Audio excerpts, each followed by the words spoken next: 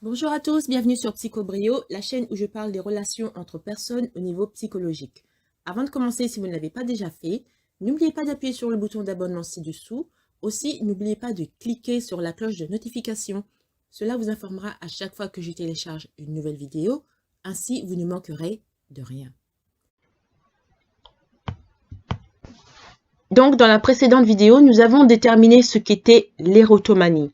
En gros, l'érotomanie, c'est un genre de trouble où une personne est convaincue que quelqu'un d'autre est follement ou complètement dingue, amoureux de lui-même. Par exemple, j'avais donné le cas de Amandine. Elle est convaincue qu'un étudiant étranger dans son école est complètement amoureux d'elle. Mais elle n'a absolument aucune raison de penser ça. Est-ce que vous connaissez des gens comme ça? Imaginez que votre voisine pense que vous êtes amoureux ou amoureuse de cette personne. Vous allez penser, c'est un peu dingue, c'est un peu fou, mais oui, il y a un trouble mental qui est un peu comme ça. Donc, on appelle ça l'érotomanie. Vous vous demandez peut-être, est-ce qu'il y a un traitement? Eh bien, le traitement de l'érotomanie, ça traite généralement la psychose ou les symptômes délirants. Cela implique souvent une combinaison de thérapie et de médicaments. Donc, une personne qui est atteinte de ce mal, le médecin ou le thérapeute peut guider cette personne à travers des conseils ou une psychothérapie. Il y a aussi des complications qui sont associées à ce genre de mal. Par exemple, l'érotomanie peut amener quelqu'un à montrer un comportement risqué ou agressif. Dans certains cas, ce comportement peut entraîner l'arrestation de la personne pour harcèlement. Et même dans de rares cas, l'érotomanie peut entraîner la mort de quelqu'un. Donc, imaginez Amandine, elle prétend que Wolfgang est fou amoureux d'elle. Donc, elle va tout faire pour prouver que Wolfgang est fou amoureux d'elle. Alors que dans la réalité, si vous avez regardé mon épisode précédent sur cette série, Wolfgang, il la calcule pas, quoi. Donc, pour prouver que cet homme est fou amoureux d'elle, elle va se mettre en danger ou voire même mettre cet homme en danger. Donc, c'est comme ça que, dans certains cas, l'érotomanie mène la personne à harceler l'autre et voire même à mettre la vie de quelqu'un en danger. L'érotomanie est souvent associée au trouble bipolaire. Je ferai une vidéo pour le trouble bipolaire parce que ça, c'est un genre de truc qui mérite sa propre série. Je ne peux pas en parler juste dans une autre vidéo. Il est également associé à d'autres conditions qui incluent, donc on sait que c'est associé au trouble bipolaire, mais c'est également associé au trouble anxieux, la dépendance à la drogue ou à l'alcool, les troubles de l'alimentation tels que la boulimie ou l'anorexie et les troubles déficitaires de l'attention avec hyperactivité. Donc, les pauses psychotiques peuvent ne durer que quelques heures ou quelques jours, mais elles peuvent aussi durer des mois ou des années si elles sont le résultat d'un problème de santé mentale sous-jacent. Les pauses psychotiques, j'en ai parlé dans l'épisode précédent, j'ai expliqué ce qu'étaient les pauses psychotiques. Donc, si vous remarquez des symptômes d'érotomanie, vous devez consulter un médecin ou consulter un thérapeute immédiatement. Se faire traiter pour l'érotomanie avant de montrer un comportement à risque ou agressif envers une personne est crucial. C'est crucial pour empêcher cette condition et de perturber à la fois votre vie et la vie du soi-disant bien-aimé. Vous vous rappelez, j'avais donné le cas d'une certaine personne qui avait essayé de s'infiltrer chez la chanteuse Madonna parce que cette personne était persuadée que Madonna était amoureuse de lui. Donc, en fin de compte, cette personne s'est fait arrêter et je pense même cet homme a fait de la prison. Donc, ce sont des gens qui non seulement se mettent eux-mêmes en danger, mais ils vont aussi mettre leur cible en danger. L'érotomanie est liée au trouble de l'amour obsessionnel. Qu'est-ce que c'est que le trouble de l'amour obsessionnel? Eh bien, ça fait référence à une condition dans laquelle vous devenez obsédé par une personne dont vous pensez être amoureux. Donc ça, c'est un peu le contraire. L'érotomanie, c'est vous pensez que dans le cas de Amandine et Wolfgang, Amandine pense que Wolfgang est amoureux d'elle. Ça, c'est l'érotomanie. Mais le trouble de l'amour exceptionnel, là, c'est Amandine qui, elle, est amoureuse de Wolfgang. En tout cas, elle s'est convaincue qu'elle est follement amoureuse de lui. Donc, une personne comme ça pourrait ressentir le besoin de protéger son proche de manière obsessionnelle ou même de devenir contrôlante, comme s'il s'agissait d'une possession. Dans ce cas-là, Amandine va se dire « Wolfgang est à moi, je ne veux pas que les autres filles le parlent, je ne veux pas que les autres filles le touchent. » Donc, elle va traiter Wolfgang comme si c'était un objet, un petit objet précieux qui n'appartenait qu'à elle. Rappelez-vous, ce trouble, ça s'appelle le trouble de l'amour obsessionnel. Donc, il y a une obsession.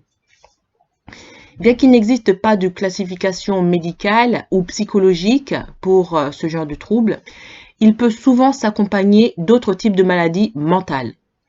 Donc, pour en savoir plus, il faut en parler au docteur si vous pensez que vous ou quelqu'un que vous connaissez a ce trouble. Et on va vous donner un traitement qui peut aider à diminuer les symptômes tout en prévenant les complications dans les relations. Donc, quels sont les symptômes du trouble de l'amour obsessionnel? Eh bien, les symptômes peuvent inclure 1. Une attirance écrasante pour une personne, une attirance obsessionnelle pour une personne, on va dire. 2. Une pensée obsessionnelle sur la personne. Donc, vous n'êtes pas juste attiré par cette personne, mais vous êtes complètement obsédé. Même dans vos pensées, vous ne pensez qu'à elle. 3. Ressentir le besoin de protéger la personne dont vous êtes amoureux ou amoureuse. 4. Il y a des pensées et des actions possessives.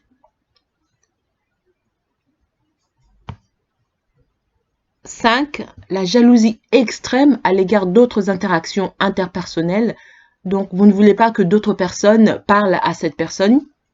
Et enfin, 5. Une faible estime de soi. Les personnes qui ont ce trouble de l'amour obsessionnel peuvent également ne pas accepter le rejet facilement. Dans certains cas, les symptômes pourraient s'aggraver à la fin d'une relation ou si l'autre personne vous rejette. Il existe d'autres signes de ce trouble tels que envoyer des textes, des emails, des appels téléphoniques répétés à la personne qui vous intéresse. Un autre, c'est un besoin constant de réconfort. Un autre encore, difficulté à avoir des amitiés ou à maintenir le contact avec les membres de la famille en raison de l'obsession que vous avez envers une personne. Et surveiller les actions de l'autre personne. Et enfin, contrôler où l'autre personne va et les activités qu'elle exerce. Vous devenez en fait tellement obsédé que vous voulez vous prendre pour l'ombre de cette personne. Vous voulez tout savoir sur cette personne. Alors que cette personne n'a fait que vivre sa vie. Des fois, elle ne sait même pas que vous existez, quoi. Enfin, ça, c'est le trouble de l'amour obsessionnel. Donc, dans cette vidéo, nous avons étendu un peu ce qu'était l'érotomanie et nous avons vu quelques traitements pour soigner ce mal.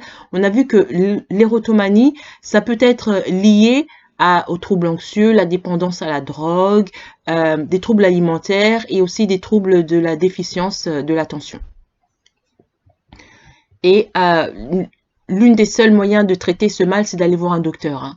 Le docteur va savoir comment, parce que chaque cas est unique, hein, le docteur va savoir comment, qu'est-ce qui est le mieux pour vous. Voilà. Et le contraire de l'érotomanie, c'est le trouble de l'amour obsessionnel. Parce que l'érotomanie, vous pensez que l'autre est amoureux de vous. Alors que le trouble de l'amour obsessionnel, c'est vous qui êtes amoureux de l'autre. En tout cas, c'est pas un amour normal.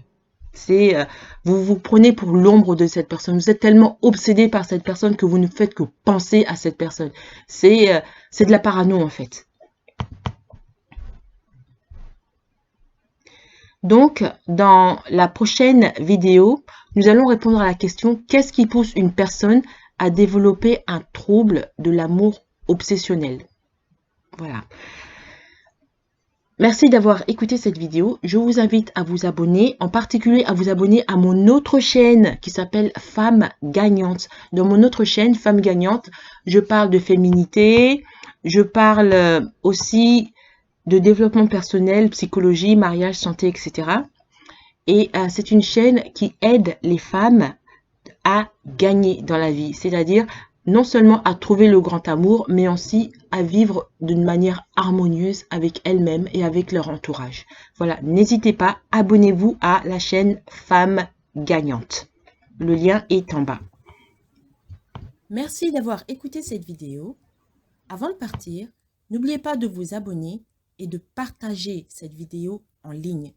Il y a sûrement quelqu'un que vous connaissez qui a besoin d'en savoir plus sur ce qu'il en est réellement des narcissiques et des problèmes de santé mentale. Si vous aussi, vous voulez me demander de développer un sujet sur les relations psychologiques qui vous intéressent, vous pouvez me contacter par le moyen de mon compte Buy Me a Coffee. Le lien est en bas. Merci et à bientôt.